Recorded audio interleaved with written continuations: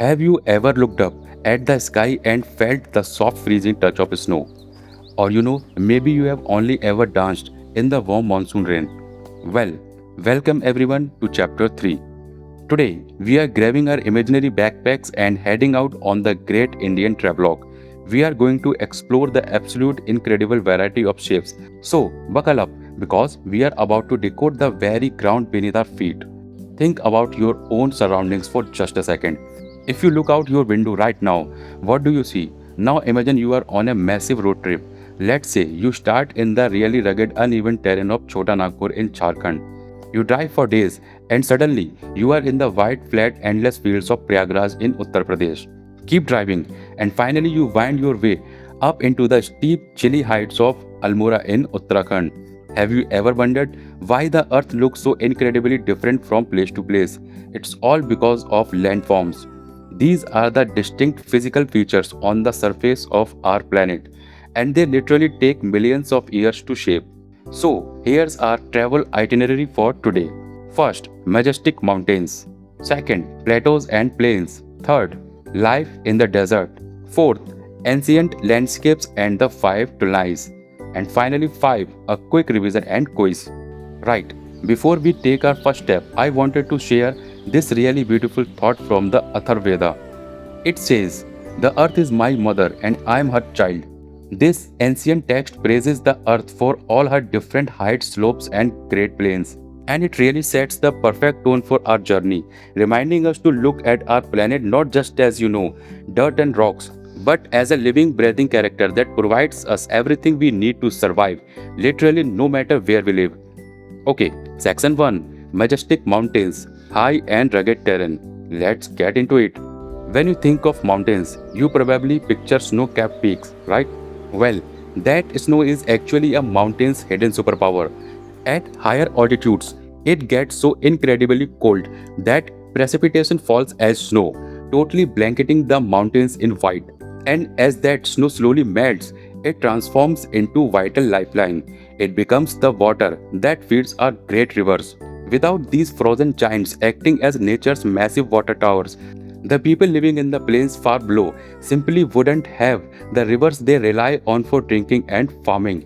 It's a huge deal. And people have been in absolute awe of these mountains for centuries.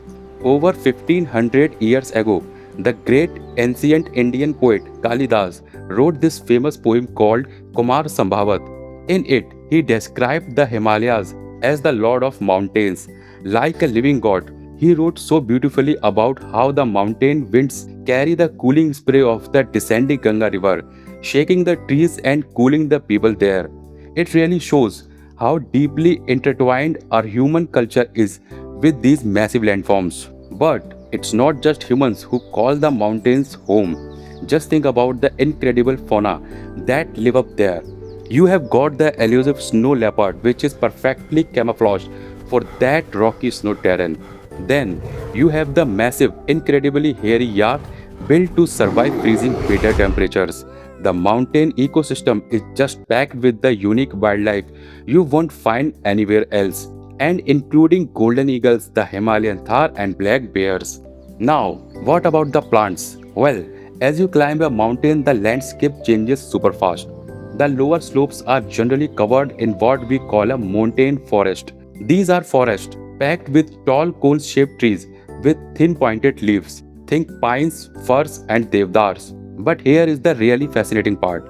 As you hike even higher and that air gets thinner and colder, those massive trees completely disappear. Actually, they give way to tiny, super resilient grasses, cushion like mosses, and clinging lichens. And living in this kind of extreme environment requires some serious problem solving because the mountain terrain is so rugged and steep, normal farming is just impossible. So, what do the brilliant people living there do? They practice terrace farming. They literally carve giant flat steps right into the side of the mountain to grow crops like rice. It's an absolutely stunning example of human engineering matching nature's toughest challenges. Speaking of human ingenuity and courage, mountain environments forged true heroes. Take Bachendri Pal, who became the first Indian woman to conquer Mount Everest back in 1984. And her legacy didn't just stop there. She actually trained Arunima Sinha, who had tragically lost a leg in an accident. But with a prosthetic leg and an unbreakable willpower, Arunima climbed to Everest in 2013. And then she went on to climb the highest peak on every single continent. Just incredible. We do have to remember though that mountains command respect mostly because they can be incredibly dangerous. Living up there means facing some pretty severe natural challenges. A sudden violent rainstorm known as a cloudburst can happen with basically zero warning. And this can trigger flash floods that wash away roads or massive landslides where entire section of earth and rock just suddenly collapse down to the mountainside. So, life in the mountains definitely requires constant vigilance. Alright, moving on to section 2, plateaus and plains, flatlands and highlands. Imagine a mountain, but instead of a pointy peak, it's like somebody took a giant sword and sliced the top completely flat. That's a plateau. It's an elevated landform with a mostly flat surface and steep sides. The Tibetan plateau is so massively high, sitting at an altitude of 4,500 meters, that it's nicknamed the roof of the world. To give you an idea of its sheer size from east to west, it's about 2,500 kilometers long. That is the exact same distance as driving all the way from Chandigarh down to Kanyakumari.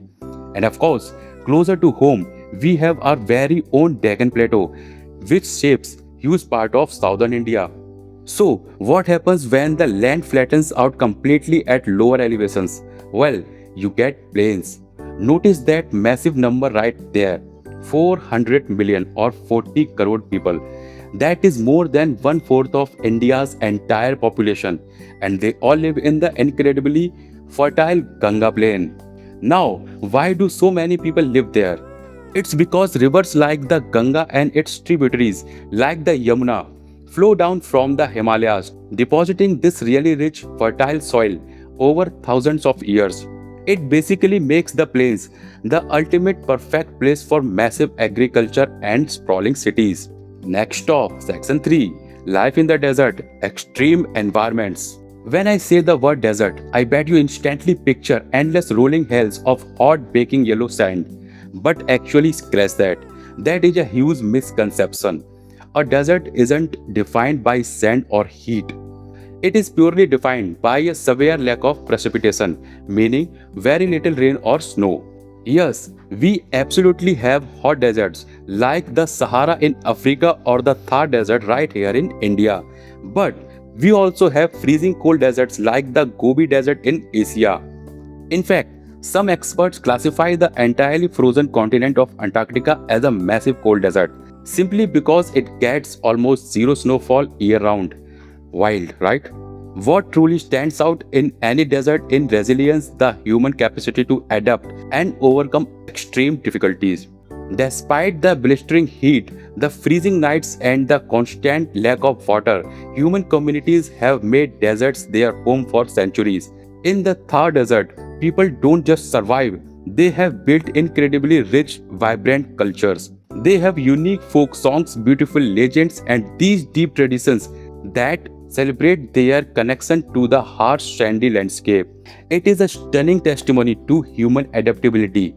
Let's step back in time for section 4, Ancient Landscapes and the Five Tanais. Thousands of years ago, ancient Tamil Sangam poetry categorized landscapes into what they called the five tanais. And what's really cool is they didn't just look at the physical dirt and rocks, they linked the actual landform directly to human emotions and daily activities. For example, the tanai called Pole represented arid desert-like regions. And what human activity did they associate with this harsh, difficult terrain? Journeying and fighting it brilliantly shows how our ancestors deeply understood that the environment you live in literally shapes the way you live your life. Alright, section 5, quick revision and quiz. Test your knowledge. Okay explorers, it's time to grab your mental backpacks. We have covered a whole lot of ground today from the top of Everest to the sands of the Thar. Let's jump right into the quiz master challenge. Let's rapid fire through these true or false questions. Number 1. The Himalayas are young mountains with rounded tops. No way, that is false. Remember, young mountains are super jagged. It's the older, smaller hills that have the rounded tops. Number 2, plateaus usually rise sharply on at least one side. True. Think of that sliced off mountain shape we talked about. Number 3, deserts have unique flora and fauna. Absolutely true. They have highly adapted life forms. Number 4, melting snow feeds rivers. True again, just like the Ganga from the Himalayas. And number 5, all deserts are hot. False. Don't forget the freezing Gobi in Asia. Let's keep that energy going and match these pairs of Mount Everest. That matches with climbing, of course. Thinking of our heroes, Bachindri Pal and Arunima Sinha, the Ganga that matches perfectly with the plains where 40 crore people live. The Tibetan Plateau that is the famous roof of the world, sitting way up at 4,500 meters. And the Yamuna that is a major tributary that joins the mighty Ganga. Excellent job, everyone. We have traveled all over the map today, but now I want you to bring it all back home. Think about the exact place you are sitting right now. Look out your window. Are you up high in the Chili Mountains? Are you sitting on the flat elevated Deccan Plateau? Or are you living out in the vast busy plains? Geography isn't just stuff in textbooks. It literally dictates the food you eat, the clothes you wear, and the air you breathe every single day. And that brings us to the end of our great Indian travelogue. I really hope this chapter has totally changed the way you look at the hills, rivers, and plains all around you. The earth truly is our mother, providing these incredible varied landscapes for us to thrive in. So, whatever you do, don't stop here. Step outside, look at the ground beneath your feet, and keep exploring the amazing land around you. Thank you.